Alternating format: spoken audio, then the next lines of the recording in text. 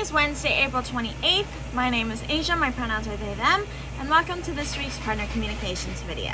I want to start today's video off by doing a little bit of stretching. Do this with me right now, and I mean it.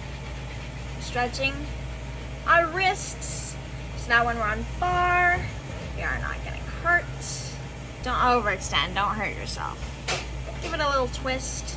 We're gonna go the opposite way, then twist the wrist the other way.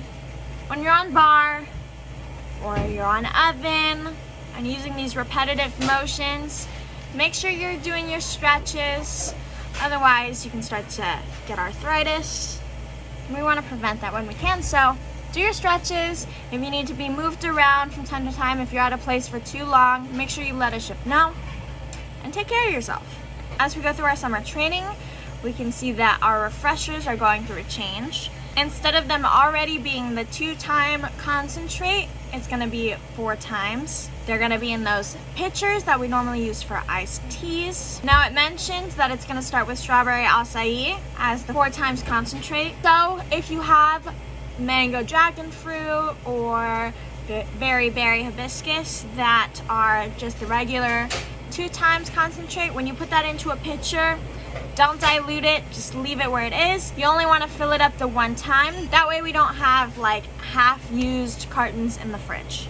In this weekly update, they go over the reasons they've changed it to 4x concentrate.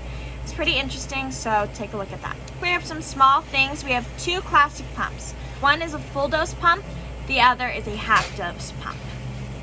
The half dose pump stays at the espresso bar. The full dose pump stays at the cold bar.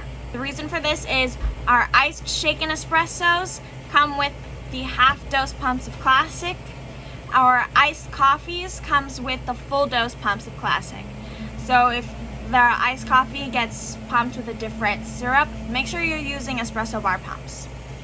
Another thing is our kiwi star fruit, the literal fruit. We don't use those very often, so every morning when we're doing our hot bar, cold bar routine, make sure you're leaving the same date on, the actual date. You can change the sticker.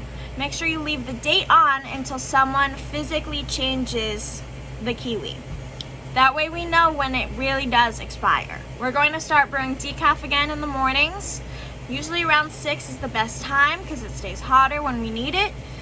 And that can be dumped by as early as 10:30 because it doesn't stay hot for that long. Lastly, drink standards. Don't short your drinks. Make sure you're making proper steamed milk. That way it's not just filled with foam. You know, if it's a mobile, that thing's gonna collapse and their drink is gonna have this much room in it. Same goes for the green tea latte iced. Make sure you're holding back on that foam because the matcha tends to just foam up. That's the way matcha is.